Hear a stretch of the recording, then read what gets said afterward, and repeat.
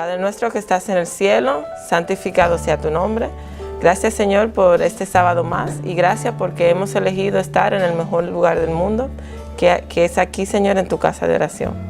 Ayuda, Señor, que el mensaje que tú tienes preparado para nosotros hoy pueda ser un mensaje, Señor, que podamos reflexionar y compartir con los demás. Oramos en el nombre de Jesús.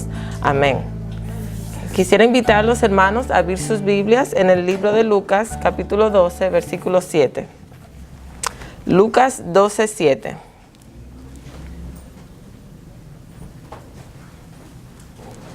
Muy bien. Y dice, pues aún los cabellos de vuestra cabeza están todos contados. No temáis, pues más valéis vosotros que muchos pajaritos. Muy bien, a ver. El mensaje de hoy, hermanos, es una continuación de lo que hemos estado estudiando acerca de la educación. Muy bien, una continuación de lo que hemos estado estudiando acerca de la educación. Y quiero invitarlos, antes de empezar, a que si no lo han visto, vean el video acerca de las verdades acerca de la educación por el pastor Julio César, el cual abarca en el área espiritual del tema y también compara el método educativo que el Señor quiere para sus hijos y el método que nos ofrece el sistema. Eso es de mucha importancia que si no han visto ese video lo puedan ver. Y de igual manera el video acerca del libro que Dios quiere que sea el libro de estudio para nuestros hijos, que es la Biblia y la naturaleza, que también hay un video por nuestro hermano Samuel Peralta. Bien, hoy vamos a hablar desde la perspectiva científica. Vamos a poder ver algunos datos que apoyan lo que dice la Biblia y el espíritu de profecía acerca de la edad cuando nuestros niños deben empezar lo que es la educación formal. Pero antes de eso, en estos años recientes hemos visto que hay un movimiento en el cual mi esposo y yo también al principio queríamos que nuestros hijos fueran parte de ese movimiento, en el cual queremos enseñar a nuestros niños a una temprana edad cosas nuevas. Por ejemplo, no sé si han escuchado de Baby Einstein o de Leapfrog, diferentes cursos o diferentes programas que existen para acelerar el proceso de aprendizaje de nuestros niños. Muchos de estos sistemas, de estos programas, te garantizan que a la edad de 3 años tu niño está leyendo, tu niño ya sabe esto, sabe lo otro, con flashcards, con diferentes tipos de visuales para acelerar el proceso educativo. Ahora, ¿a qué ha llevado todo esto? Y eso me lleva a mi siguiente slide. En el diario secular de Psicología Hoy publicaron un artículo el cual es titulado Una crisis emergente en el pensamiento crítico. No sé en español pensamiento crítico si es un término que se usa ligeramente, pero en inglés lo que es critical thinking se usa mucho. Critical thinking desde la edad temprana, critical thinking en la escuela primaria, en la secundaria, en la universidad, todo es pensamiento crítico. No sé si también se usa de esa manera en español, pero es una palabra que se usa libremente en el sentido de que necesitamos pensadores críticos. Hay una falta, hay una necesidad, ¿no? Entonces siempre si usted escribe un papel en la universidad te dice, tiene que asegurarte que uses tu pensamiento crítico, que puedas poner tus ideas, que puedas plantar el mensaje que quieres proyectar. Bueno, hoy en día hay una crisis en esa área del cerebro de muchas personas. Aquí dice, lamentablemente, en vez de fomentar una generación de supergenios con todos esos métodos y programas que le hablé anteriormente, vemos reportes que reconocen que los estudiantes modernos son muy buenos para memorizar y regurgitar hechos presentados en clase o en material leído. Sin embargo, la habilidad de razonar, de pensar críticamente y resolver problemas ha sido dramáticamente reducida en recientes años. En vez de hacer un bien, ha causado un mal. Y eso nos trae al tema de esta noche, que es el método de Cristo en la educación. Hablemos del método de Cristo, a ver. muchas veces durante el año, al principio de año, siempre hablamos del método de Cristo en cuanto a la evangelización. Debemos salir y predicar como Cristo quiere que prediquemos. Pero ¿qué tal el método de Cristo en cuanto a la educación? De eso vamos a hablar hoy y vamos a comprobar científicamente cómo lo que está escrito en el Espíritu de Profecía es verdad en cuanto a la edad correcta para comenzar a educar a nuestros niños. ¿Cuál es la meta del método de Cristo? Educar a los jóvenes para que sean pensadores y no meros reflectores de los pensamientos de otros hombres. Libro de la educación. Al final vamos a dar una lista de libros, lo cual recomendamos para que ustedes lean, ya que el Señor nos ha dado el raciocinio y es nuestro deber y ser diligentes en ese sentido y educarnos en cuanto a todos los libros y toda la información disponible acerca de la educación. Pero ¿cuál es la meta? Esta es la meta. Pero recién, si recordamos a lo que leí anteriormente del diario Psicología Hoy, pareciera que es lo contrario. En vez de hacer hombres pensadores, estamos acabando con su pensamiento crítico. Simplemente están memorizando y en un examen repitiendo lo que se memorizaron. Pero a la hora de razonar, de tomar decisiones decisivas en sus vidas, hay un fallo. ¿Cuándo debe empezar la educación académica formal? Hay una diferencia. El pastor habló también en el video las verdades acerca de la educación, de lo que significaba el término educación. Él lo dijo desde una perspectiva en el diccionario y también desde la perspectiva cristiana. Ahora, muchas veces cuando decimos, wow, esa persona es educada, nos referimos a modales, nos referimos a veces estudiada, tal vez tiene un título de la universidad. Pero en este caso, ¿cuándo debe empezar la educación académica formal? El pastor también mencionó, me gustó mucho ese video porque todo va de la mano, ¿no verdad? Que nacemos y siempre estamos aprendiendo y cuando dejamos de aprender ya es cuando morimos. No quiere decir que el niño no está aprendiendo, el aprendizaje está ahí, pero la educación académica formal se refiere a ¿qué? Las ciencias de matemática, las ciencias sociales, etcétera, etcétera. ¿Está claro? Muy bien. ¿A qué edad? A ver, ¿a qué edad debe el niño empezar a este tipo de educación formal? ¿A qué edad empiezan los niños la educación formal, por ejemplo, aquí en los Estados Unidos? ¿A los 5? ¿Qué grado a los 5? Kindergarten, ¿no verdad? A los 5. Muy bien. Y a los 6 empieza lo que es la ley obligatoria, que todo niño debe ir a un lugar o una área que se llama escuela. No necesariamente la escuela, pero es ley que en Estados Unidos entre las edades de 6 años en adelante el niño debe ser educado. A los 6 años. Mantengan ese pensamiento. ¿Qué es esto? Esto es una foto de ¿qué? Esto es una neurona. ¿No verdad? Esto es una neurona y específicamente en el área aquí, el área donde se conecta, donde está lo amarillo, esto se llama mielina. Esta es la mielina. Y la mielina es una capa aislante o vaina que se forma alrededor del axón de la neurona o célula nerviosa que se encuentra en el cerebro y la médula espinal. Está compuesta de proteína y sustancias grasas. La vaina de mielina permite que los impulsos eléctricos se transmitan de manera rápida y eficiente a lo largo de las neuronas. Recuerden bien, no se olviden de lo que hace la mielina. Ayuda a transmitir de manera rápida y eficiente. Vamos a estar comparando lo que es una neurona que todavía no ha pasado el proceso de myelination y una neurona que ya pasó el proceso. Vamos a estar hablando de eso. Es importante que sepan que el trabajo de lo que hace la mielina. Entonces ayuda, ¿no verdad? Facilita ese proceso. Aquí podemos ver el hemisferio izquierdo y el hemisferio derecho. En el hemisferio izquierdo está lo que es la lógica, los detalles, el proceso de lenguaje, patrones lineales, razonamiento. En el lado derecho tenemos las imágenes, ritmo, emociones, intuición, imaginación, creatividad, sentimientos, fe y creencias. No olviden eso, fe y creencias. Ahora vamos a ver cómo se desarrolla el cerebro desde el principio. Aquí tenemos un slide que dice que de concepción a los 15 años el cerebro se desarrolla, todo lo básico del cerebro se desarrolla. Y recuerden, estamos hablando en cuanto a las neuronas, que son las células del cerebro, que tenemos billones, ¿no verdad? Durante esta etapa, durante los primeros 12 meses, 15 meses del niño, es cuando se desarrolla más rápidamente.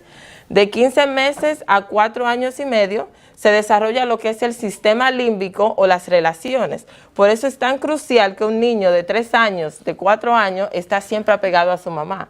Me duele en el alma recordar cuando llevé a mi hijo mayor a los 2 años y medio y estaba brava que tuve que esperar 2 años y medio para llevarlo. Quería llevarlo antes, para llevarlo a una escuelita, y el niño, recuerdo claramente, llorando, obviamente, no quieren despegarse porque el niño no está hablando en cuanto a su cerebro, físicamente no está preparado para esa separación. Un niño de 15 meses a 4 años y medio es de suma importancia que esté con un adulto, especialmente con su madre. De 4 años y medio a 7 años se desarrolla lo que es el hemisferio derecho. Recuérdense lo que habíamos dicho del hemisferio derecho, pero aquí hay una diferencia.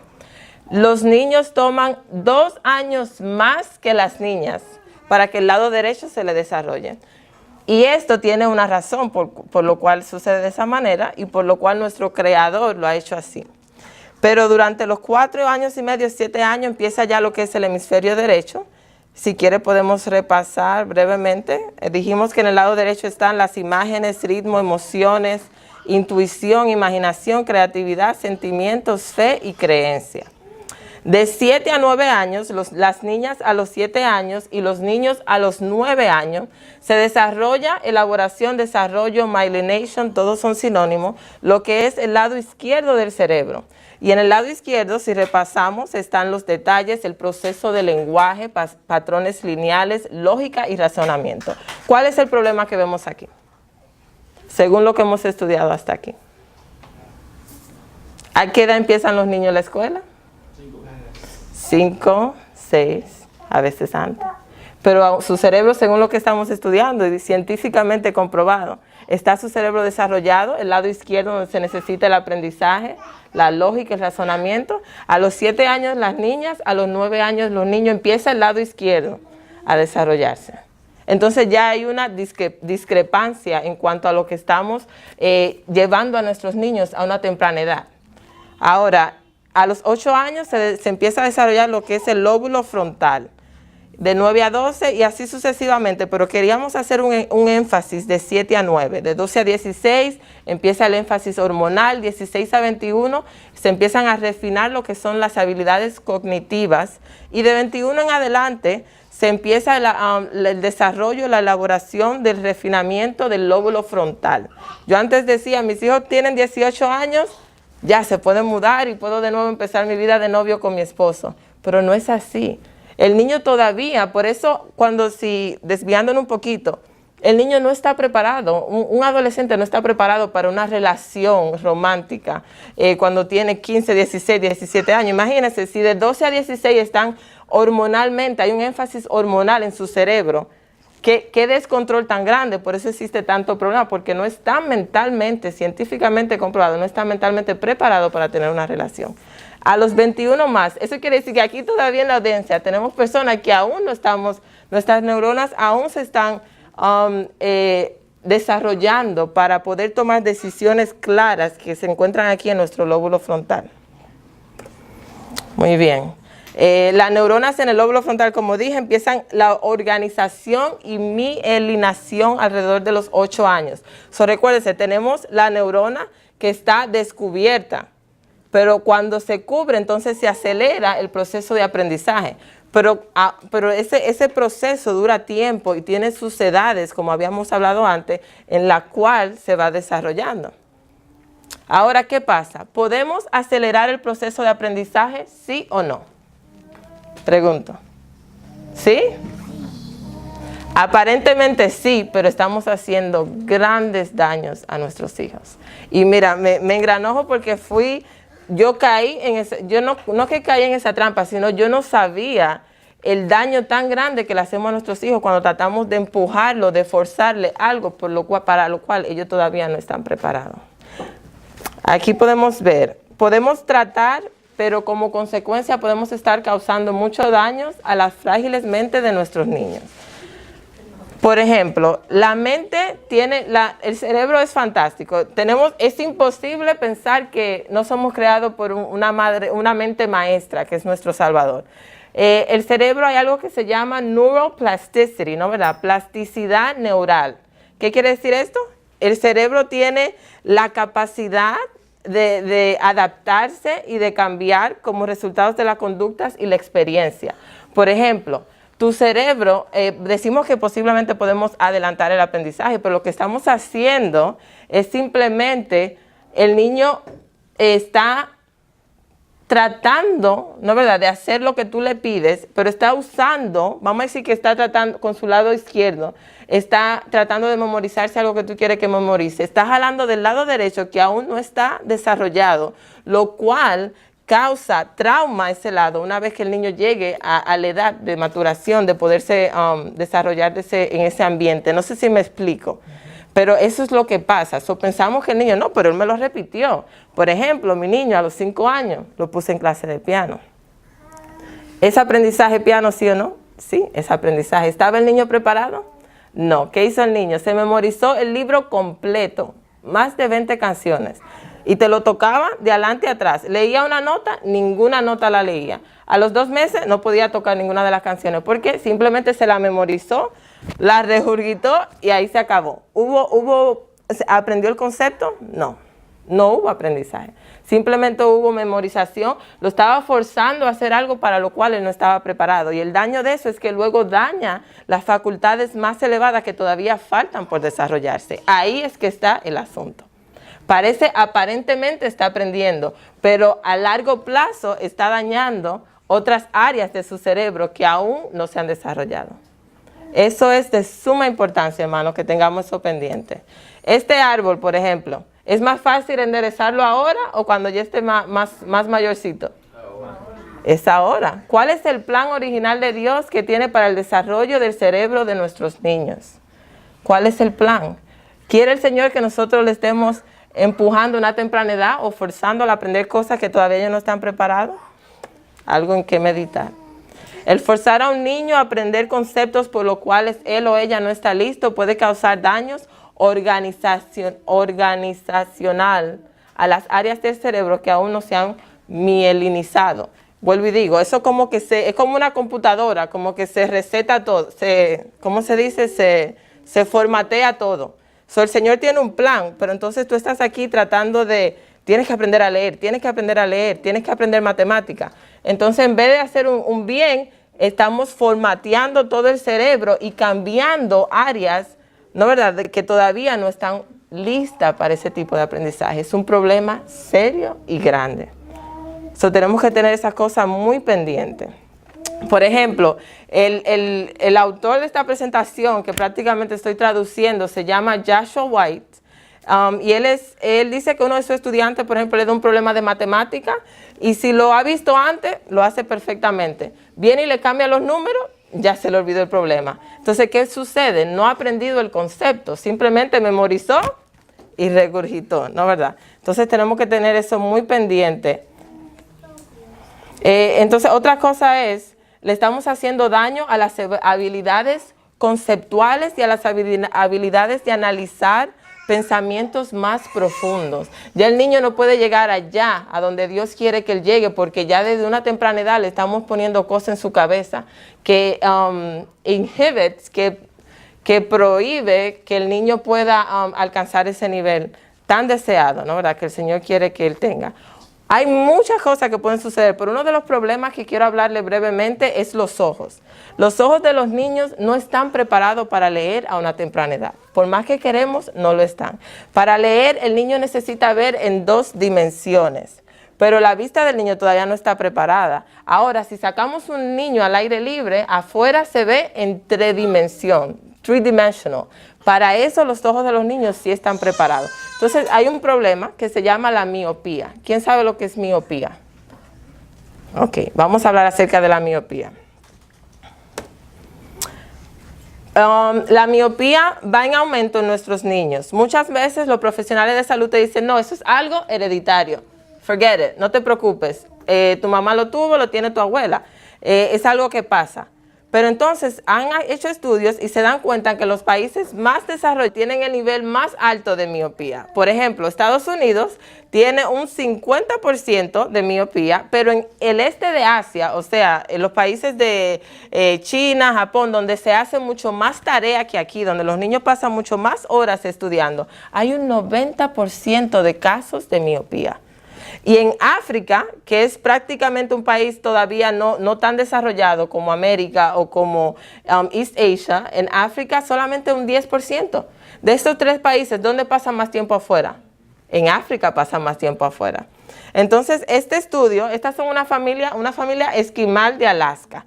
Cuando Alaska se convirtió estado, se unió a los Estados Unidos, la ley obligatoria de ir a la escuela se aplicó. Todos los niños a partir de la edad de 6 años empezaron a ir a la escuela y surgió que en los niños había un 60% de miopía. Entonces dijeron, muy bien, si en los niños hay un 60%, vamos ahora a analizar a los adultos. ¿Y cuál debe ser el resultado? Porque cuando vamos al doctor, el doctor nos dice que la miopía es hereditaria. ¿Cuál debe ser 60% o cerca? Había ni siquiera cerca de 0% en los padres, porque antes de que se convirtiera en estado, la educación no era obligatoria en Alaska. Incluso los esquimales vivían una vida primitiva prácticamente, o muchos viven aún ese tipo de vida. Pero una vez que empezaron a forzar a los niños a que estudiaran a una edad temprana, el número de miopía subió, mientras que sus padres prácticamente no existía. Eso nos deja saber que es o no es hereditario. Parece que no. Seguimos. Niños que pasan menos tiempos afuera están a un riesgo más alto de desarrollar miopía. ¿Dios todo lo ha hecho? Perfecto, el Señor no se equivoca.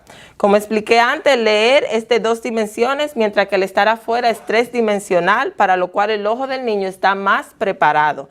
La luz del estar afuera también es estimulante para el desarrollo de la vista de nuestros niños. Cuando nosotros vamos allá al campo y vemos verde, eso es una terapia, hermano. Eso está comprobado científicamente también. El color verde en la naturaleza sirve de terapia para nuestro cerebro, para nuestro well-being, para nuestro bienestar, ¿no verdad? Aquí, otros factores. En las escuelas también está la falta de la actividad física, la falta de expresión del lenguaje. Pero antes de la falta de expresión del lenguaje, vamos a hablar de la falta de actividad física. ¿Por qué es importante la actividad física? Yo a veces le decía a mi segundo hijo le gusta siempre estar como con los pies para arriba y la cabeza para abajo. Y leí que eso es su cerebro desarrollándose, que eso es algo bueno en sí, a lo que hay que tener cuidado, tal vez ponerle algo abajo, no vaya y se caiga, siempre se está cayendo. Pero la actividad física ayuda al desarrollo del cerebellum. El cerebellum es aquí, es como el cerebro pequeño, le dicen muchas veces. En el cerebellum se desarrolla lo que es la memoria, la atención, las emociones, tomar decisiones, las habilidades más elevadas para pensar. Nunca olviden el propósito, la meta del método de Cristo para la educación, que es hacer pensadores y no meros reflectivos de otros, ¿no verdad? Que eso realmente es lo que la sociedad está creando. Ahora, el lenguaje, la interacción social, etc. Los beneficios de un niño activo son innumerables. La falta de expresión del lenguaje. Aquí viene el tema más grande para esos que educamos nuestros niños en la casa. ¿Y qué con la socialización? ¿Cómo el niño va a socializar? ¿Cómo el niño va a conocer otros niños?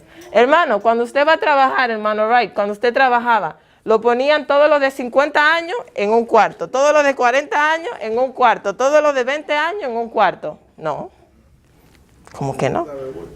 Cuando yo empecé mi carrera, yo estaba en una área que estaban también, yo estaba en mis 20s, otros estaban en sus 30, 40, 50 y usualmente las más veteranas ayudaban a las más jóvenes. Entonces hay un aprendizaje cuando se mezclan las edades.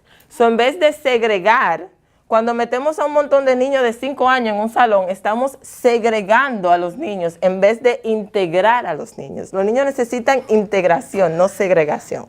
La palabra socialización Es más un mito, diría yo, que cualquier otra cosa con el niño que es educado en la casa. Aparte del campo misionero y de nuestras iglesias, que es el lugar ideal para realmente socializar. El niño necesita, para desarrollar su lenguaje, necesita verbalizar, necesita comunicarse, hablar con un adulto. Un niño de 5 años con otro niño de 5 años, realmente no hay una conversación tan elevada como la puede haber con un adulto. Siempre mantengan eso pendiente cuando le hagan la gran pregunta de la socialización. Muy bien, entonces, cuando a un niño se le permite un desarrollo fuerte con un adulto, especialmente un padre, estará mucho más estable emocionalmente y el resultado es un niño socialmente competente. Esa es también una de las metas, hermanos. Los niños pequeños deben ser dejados como ovejas libres, correr en las afueras, libres y felices. Se les debe permitir la oportunidad de tener una fundación sólida.